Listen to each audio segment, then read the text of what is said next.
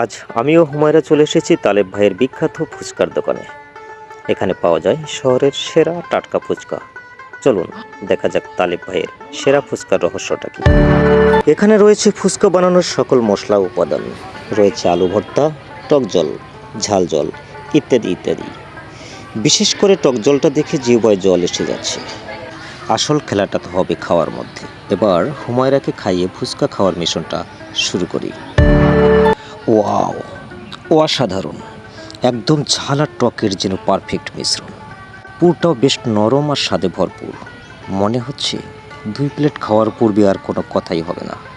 খরচ কোনো কথা না, আজকে এসেছি খাইতে, স্বাদ হয়েছে, খেয়ে যাব, এটাই শেষ কথা।